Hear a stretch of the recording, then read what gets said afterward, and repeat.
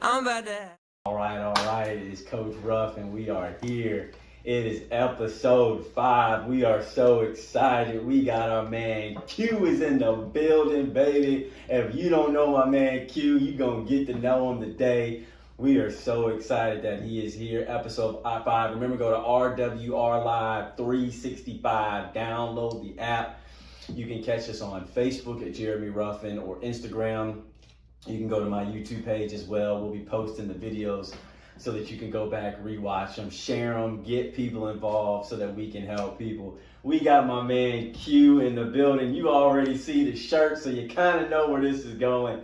So we're excited. But as we always do, we do a little icebreaker. So Q, you ready for it? Yes, sir. All right, let's get it. All right, Q, it's a Saturday morning, and you getting ready to go watch your favorite cartoon, which is? I ain't really watched cartoons, to be honest with you. All right, so what were you doing Saturday morning? You was hooping, huh? I was outside, playing football, playing ball, riding bikes. You know, I'm from the country, so Okay. we was really outside majority of the time. Okay, so before you got going, or maybe for a break, you was gonna go get you some cereal. I don't know what kind of cereal was you gonna get into? I had to get the Frosted Flakes and throw a little bit of sugar in there. Oh yeah. Or I just get the Cinnamon Toast Crunch. Okay, little Frosted Flakes with a little extra sugar on top. All right, lots of milk or just a little bit of milk? Ooh, I ain't gonna lie. I probably always did lots of milk. So I got you. Go back for second. There you go. For sure. There you go. Big spoon, little spoon. I ain't gonna lie. As long as I can eat with it, I'm good. He said, I don't care about the spoon, bro. As long as I can get it down and we can get it moving. Good. All right, so you said, cartoons weren't your thing. All right, so give us your, and you were always outside. So I was going to ask, because I know you told me kind of where we're from, and we'll go through that a little bit later. So if you had to play a sport outside, what was it going to be?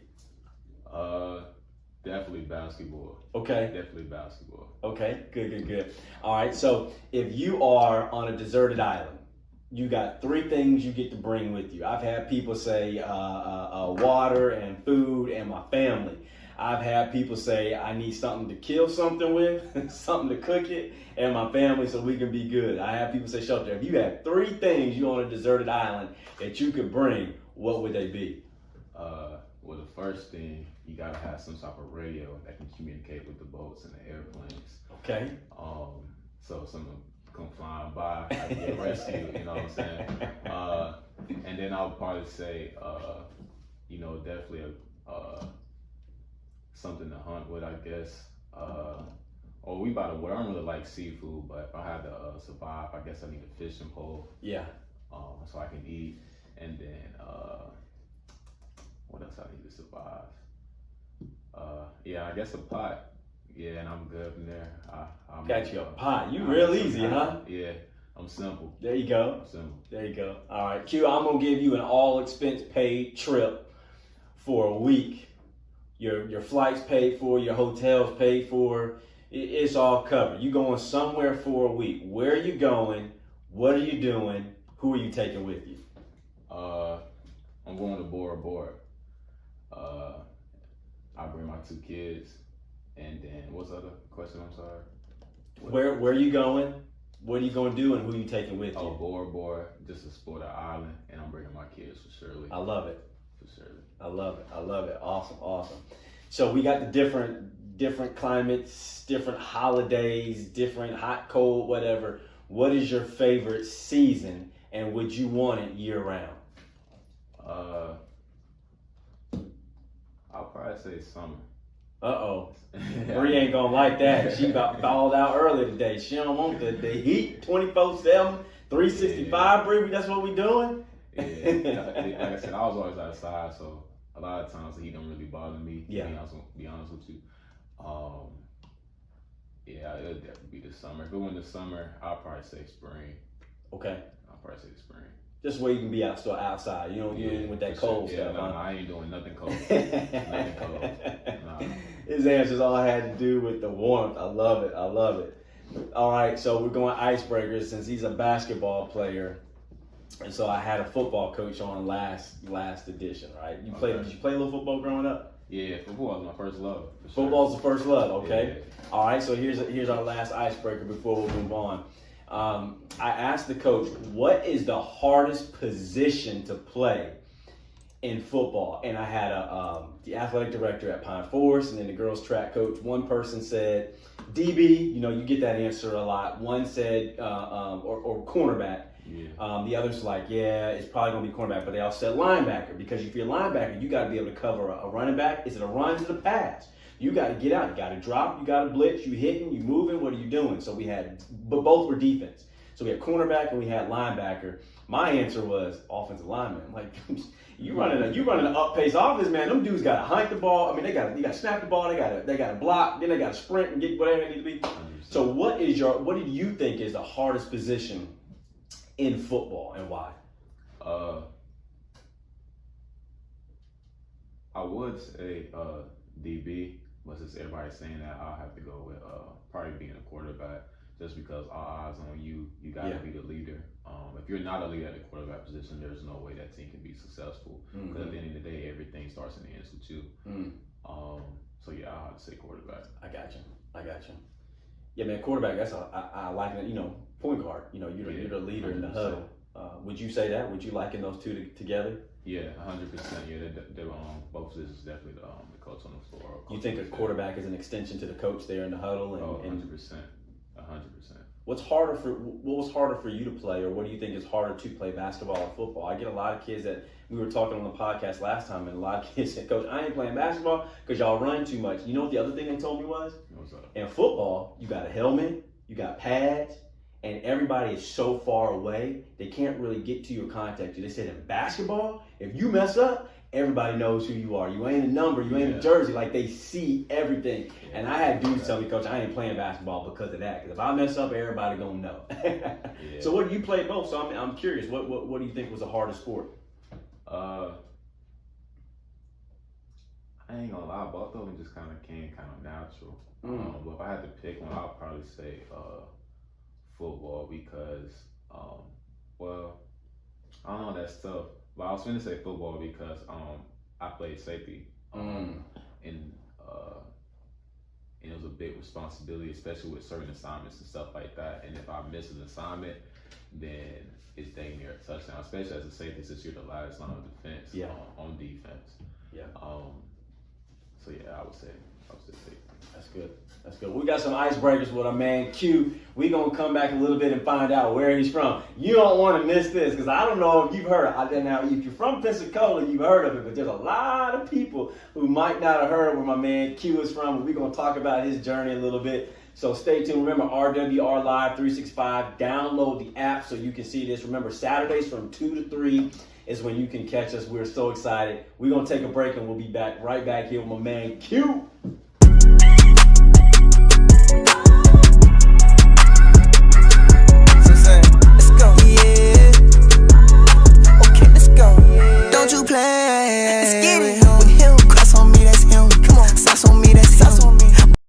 All right, we're back here. This is Jeremy Ruff, and we're with RuffTalk. I got my man Q here. We just finished doing a little icebreaker. He talked about, is it football harder or basketball? He wants to go to Bora Bora. That's cool, man. Take the kids, be able to relax a little bit. So we're gonna go a little personal, man. We're gonna find out. We're gonna get to know a little bit about Q, man. So tell us where you from, man. So I'm born and raised in Camden, Florida. Went to school in Graceville, Florida, just like 10 minutes right down the road. Small town. Well, both of them are small town. Country. Yeah, that's really about it. I can't really talk a lot about it because there ain't really much there, you know what I'm saying? Everybody know everybody's family. And it's just like everywhere else, to be honest, or every other small town. Yeah. How many streetlights do you have? Camden got one. So you one of them places got one street light, huh? Yeah. Got a Walmart? Yeah. In Marion and Chipley. Marion and Chipley, gotcha. So you got to go a little bit. Yeah, not too far, like 20, 30 minutes. Oh, that's not bad at all. Yeah. That's not bad at all. Not bad. Who was your big rival growing up at Graceville? Definitely Cottonelle, and then Chipley. Those are the biggest two. But my dad, he graduated from Mariana, so I always took those games kind of serious. Yeah, okay. Tell us where Graceville High School is. Can you give us kind of a location on the map. Am I going to Mobile? So the people know, are we going to Mobile or are we going to Tallahassee? Which direction are we going? So you're going to Tallahassee, and you're going to get off that Chipley exit 120. He know the exit. I know by heart, man. I be going back to the crib a lot. And then you just go about 20 minutes up the road, and right before you hit the Alabama state line, you're in Graceville. That's awesome, man. Yeah. I was telling my man Q, when I played in high school, we played against Graceville, Cottondale, Vernon, Malone, Ponce de Leon. I don't even know if Ponce de Leon is still out. I don't know if they're still a school. Yeah, Sneeds, Paxton. We played all those small 1A schools, and there were some battles, man. People don't think about it, man. There's some battles out there, huh? Yeah, man. People be sleeping on 1A hoops, man, but it be some ball players coming through. I think Trent Forrest changed a lot of people's minds about that. 100%, if you ain't never watched Malone basketball or Paxton basketball, then those, I mean, because I would ask them, what other sports, what are y'all doing? It's like, bro, we hoop 24/7, 365. We just hoop. Yeah. That's exactly what they do. Do all those schools, I know Vernon does, but do all those schools, Cottondale, they have a football team as well? Cottondale has a football team. Graceville has a football team. Graceville used to be a powerhouse, but lately they've been kind of struggling. Yeah. Marietta has a football team. I'm trying to think. Sneeds has a football team. It was really just Malone, and Ponce de Leon and Paxton that really didn't have a football team. Gotcha. So talk to us about growing up, man. What was it the same elementary school and middle school? Was it together, or did y'all have separate elementary, middle, high school? Like, kind of, what was that like? So I actually started going to Ghost Elementary in Marietta, Florida, and then I kind of got in trouble a little bit. So then I had to go to Graceville, and I've been in Graceville ever since third grade. Okay. You remember any of your school teachers? I used to remember all of them by heart. You know, I usually don't forget too much, but now that I'm getting up there, you know what I'm saying? I'm meeting a lot more people and all that stuff like that. I don't remember too many now. Getting up there, ladies and gentlemen, the guy's 25. He ain't getting up there. I don't even know what I'm doing at 25 years old, but that's all right. That's all right. My guy loves it, man. I enjoy it. Good. So talk to us a little bit about high school. Like, what was that like? Were you kind of the popular one? You played all the sports. Everybody kind of knew my man Q growing up. I mean, you said it's a small city, so everybody kind of knew each other. But talk to us a little bit about that. Yeah, I guess you can kind of say I was kind of popular, but I wasn't like the person like always dancing and stuff like that. Like, everybody knew me. I knew everybody. Yeah. I was cool with everybody for the most part. It was smooth though. I enjoyed high school. You know, I be telling the guys now, man, don't rush it, man. It's the best time of your life for sure. Yeah. No responsibilities, all that good stuff like that. But yeah, I enjoyed high school for sure. It changes after you leave high school, man. Yeah, it did. Like, it came at me fast, man. It came at me fast for sure. You know, guys talk about college sports, and you know, we'll talk about that a little bit later, man. But I try to tell kids, man, I coached in high school, played in high school, coached in college, played in college. When you get to college, it's a job. 100%. You go from kicks and giggles to let's win and let's build men and build character, and you want to do that in college, but the coach has got to be able to put food on the table, and you got to get some dubs, baby. So like, the thing's a business, and that depth chart changes momentarily every moment. If you late to class, that guy's like, oh, bet, yeah, you can slack off and be late to class. I like that. I'm coming right behind you, nipping on your heels. So. Are you able to go back and talk to those guys a little bit and give them some wisdom, some knowledge, some discernment on some things that you've learned? Talking to my kids. Or the ones back in Graceville, do they listen to you? Able to go back? Most of the parents reach out to me because they know a little bit of my story. They know my people. They ask me to come talk to their kids or just speak with their kids a little bit. I have a little bit of conversation with those kids. I talk to my roommates and stuff like that still. One of my guys, his name's actually Khalil. I talk to him almost on a daily basis. And, that's good, man. You know, we talk about things because he go through things that's a little different for me. And I just try to help him get through those things. So yeah, we didn't talk about it earlier, and we'll see if you want to go there. We can, we cannot. But mental health. Mental health. Oh yeah, that's Was it a big deal? I mean, you're a little younger than me, so it might have been. But did you see people who struggle? You know, in our community, sometimes our men, we bottle stuff up, man. We want to be strong for everybody, but did you see where people might have struggled with some mental health, might have needed somebody to be able to be there for them, an outlet, an older man, a barber, just somebody that could have helped them? What did you see? I know that's a broad question, but I hope you don't mind me asking, but what did you see, any mental health that could have been helpful to for you to have or for others to have coming up and growing up? I definitely wish I would have took it seriously. You know, I ain't gonna lie to you. This past year, I went through a situation. I realized mental health was important. Because honestly, I used to think like, if you got something going on mentally, then you're just soft. You're not tough enough. You know what I'm saying? But like I said, I've been through some this past year that was extremely tough, and I realized like mental health is for real. You know what I'm saying? If you're not in a good headspace, then you're never gonna get positive results. Yeah. I definitely wish I would have taken it a little bit more serious, because once I went through a rough patch in college, but again though, at the time I was like, man, I'm just being soft, man. I gotta get right, you know. And don't get me wrong, like it eventually worked. You know what I'm saying? Like I was mentally tough enough, but I definitely wish I had or know what I know now about mental health. You know what I'm saying? I probably would have stayed there a lot longer. My college career definitely would have lasted longer. Yeah, that's good, man. And I hope you'll talk to more young guys. Being 35, I love to give back, because I think people might think I'm a little younger than what I am. But man, when they see that you're 25, you played in college, you're coaching in college, they will relate to you so much more, because you'll be able to have an impact, man, in some rooms that I just won't be able to have. So I'm not in that sport field anymore as much. So thank you for what you're doing, man. And I hope that you can get back to grace anywhere in this world, man, and people will listen to what you're saying about mental health, because it's definitely needed. Anything else you want to talk to us about Graceville and growing up and what you were doing and how you was the man with a plan back in Graceville, man? Anything you want to kind of give a shout out to anybody? Nah, I guess like to my shout out, I guess I could say shout out my parents. You know what I'm saying? I was the only one out of my little friend group. Now, it was two of us, my bad, that had our mom and our dad in the same household. Say that one more time, man. I think my headphones went out. Say that again. Yeah. So we used to be a clique. It was 16 of us. Like I remember the exact number, and it was only me and my other partner. We was the only two who had both our parents in the same household. Everybody knew their dad, but nobody's parents were still together or on good terms. You know what I mean?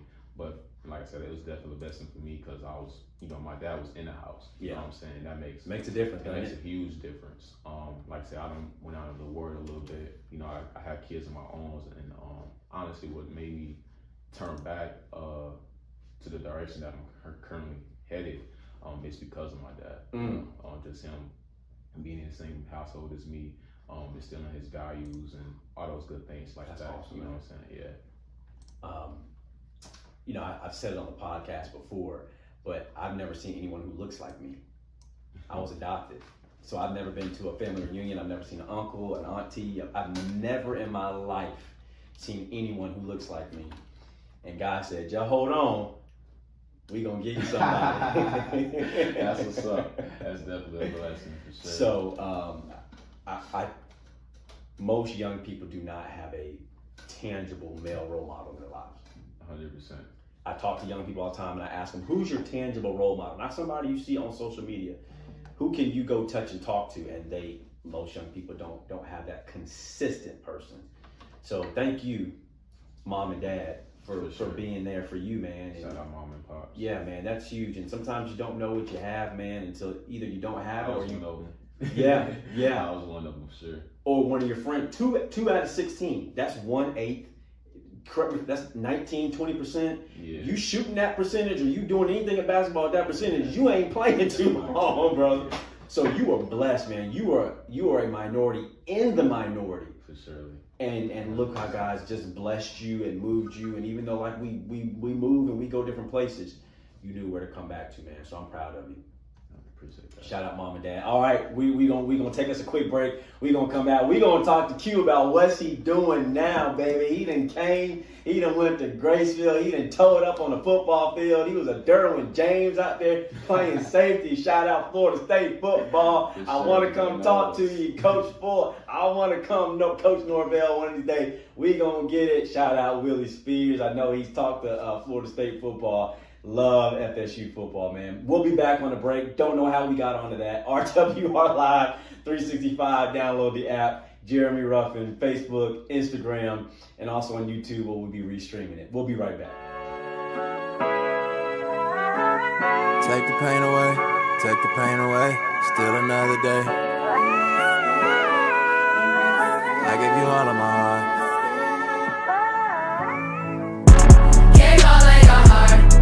Broken apart, I'm still here, I'm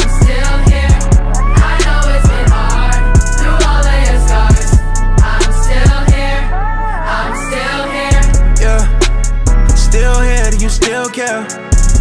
And like he's so had to me problems, just getting so real here. Yeah.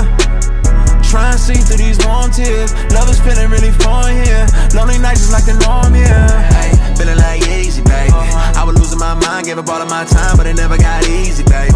Well, a shame on me, feel the rain on me. It been my season lately.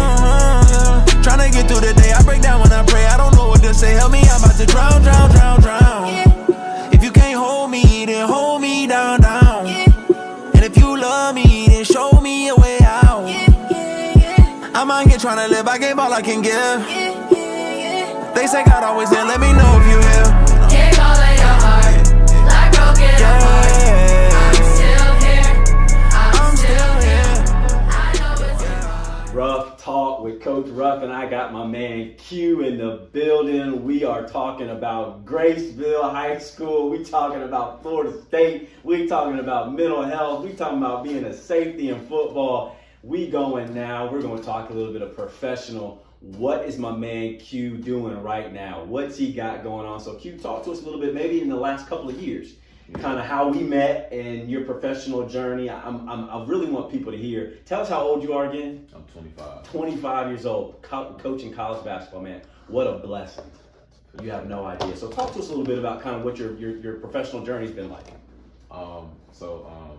Like I said, I played a year of college basketball, and then I made a couple bad decisions, had to come back home, and then, through God's grace, somehow basketball found me again, making those bad decisions, and I started training, and I started posting those training videos on Twitter, and then God was able to bless me with an opportunity to come to Pensacola and be an assistant basketball coach for Central, and at the time, Central was on the rise. My first year, we went 19-9. My second year, we went 19-1 with the only loss being the state title game. Shout out AJ and Trent, baby. I used to coach them when they was in middle school, baby. AJ and Trent Moore, baby. Those are my guys. I talk to them often still to this day. That's awesome, man. Shout out Coach Matthews. We won't forget you either. For sure. Especially, he gave me the opportunity. Yeah. He taught me a lot. And then, like I said, I was there for 3 years. And then God blessed me again with the opportunity to be at Pensacola State for 2 years. And while I was there, I finished my bachelor's degree. I finished my AA and my bachelor's degree. Man, that's awesome. Shout out to you, man. That's great, man. I'm proud of you. That's awesome, bro. Appreciate that. And then recently, since I graduated, God gave me another opportunity to move across the town to go to UWF as a graduate assistant. So that's what I've been doing for the past 6-7 weeks now. It's crazy because I've seen his maturation process. Although we weren't really close, yeah. I knew who you were from social media. I've seen your videos. I saw you at Central. Then when you went with Coach Pina at PSC, I'm like, oh man, this is phenomenal, man, because you can relate in a way that I don't think a lot of coaches probably can. Yeah, that's definitely my gift. Relatability is huge, man, because once kids know they can trust you and you've been there, they're like, oh man, like, it's almost like a big brother figure, or they're not going to want to let you down. 100%. You ain't got to yell, scream, cuss, all that kind of stuff. Your bond you're going to have is bigger because they'll never want to disappoint you. Yeah, I was just having a conversation with somebody the other day and was talking about that. Like I'm gonna be real too. When it comes to X's and O's, like I have a lot to grow there. But as far as like getting guys to run through a wall for me, or just playing hard, just having a reason to play, that's definitely my gift. And like you said, they honestly don't want to let me down because they see how much I care. They see how much I care about their growth as an athlete and as a person. And even as a Christian, to be honest with you, like I have no problem talking about my faith with the guys and all stuff like that. That's awesome, man.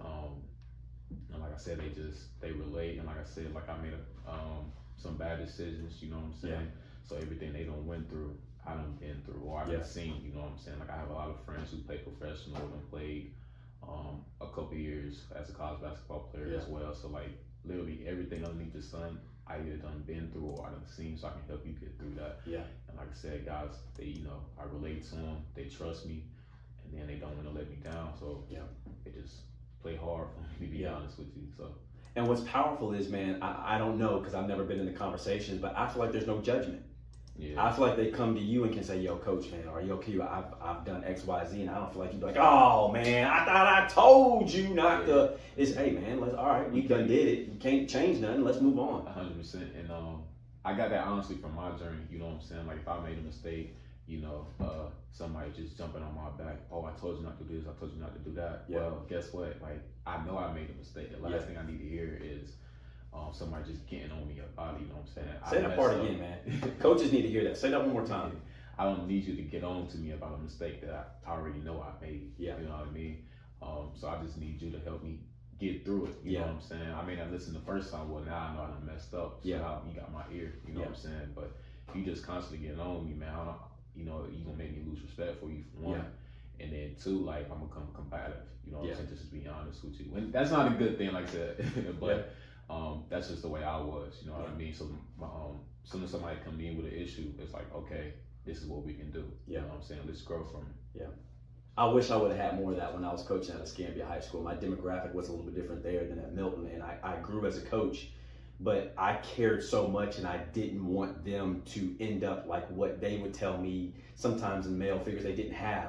So I was probably a little bit more energetic, a little bit more aggressive. But hey, man, I need you to buy in. I need you not, and I probably should have put my arm around a little bit more and loved a little bit more. And I could tell sometimes I was beating against it, but I think it was my heart coming out too much. And I should have just taken a step back and said, hey, man, listen, I love you. And I knew there was no judgment.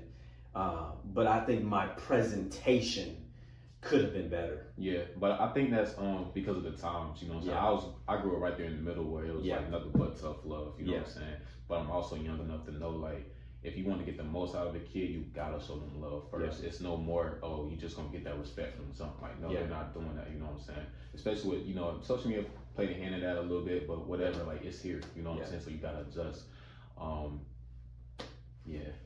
There's so many coaches now who are hiring guys that can understand and can relate. You got the mom and dad. Dad's gonna get on your butt and mom's gonna come and say, all right, this is what he really meant. But in coaching, you actually really need to have that. You gotta have some coach. Now everybody's on the same team. You're not undermining anybody, but you gotta have somebody that can kind of lessen that blow a little bit. And it's just how it is, man. And I'm seeing a lot of coaches who are either having to adjust and learn how to have some love. People ain't just running through a wall because you said so anymore, man. Them days are over with. You got to tell them, hey, what's on the other side of that wall? What's that wall made out of? They want to know all these things. And hey, rightfully so, man. You got to know who you're dealing with. So are you seeing that? The coaching is a little bit different. I think you hit on it. You're kind of in the middle where you had the tough love era and do what I say, and now more of the love era. Are you seeing it? It's a little bit different? It's slowly changing. To be honest with you, the older guys who done found success just being their way, they don't want to change. Because like I said, they've been successful 20, 30 years doing that way. So they're not going to change, just to be honest with you. And then you have guys who are kind of young and just slowly turning. And then you have the young guys who really do understand it. But also I think it depends on your journey too, because you can be a young guy, and if you came up under an older guy who was always do this, do that, then that's naturally how you're going to be, because that's the way you was, brought up. That's why, even though my journey is non-traditional, like, I appreciate my journey because I was able to see, like, okay, I need to be like this in this situation. I need to be like that in that situation. That's good, man. That's really good. I love what you said, how you knew that, okay, my X's and O's aren't what they need to be, but I know what I can bring to the table. And I think more people need that just in life. To know what you're really good at and be really good at it. I was listening to a podcast the other day, and Gilbert Arenas said that, like, you got to be good at something. CP3, Chris Paul said on his point guard camp, you got to be really good at something. You can't come in there, you got to know what you're good at and dominate that, especially as you get to a higher level, man. 100%. Yeah. What are some things that you would give wisdom to some high school players who are getting ready to go into college? We talked about a little bit before we got on air about the knowing your level that you can play and you're good at. What are some things that you would, moms and dads who might be watching with recruiting, or players who want to go play at the next level, what are some things now that you've played in college and coached it now, what are some advice or some wisdom, some tips you would give them?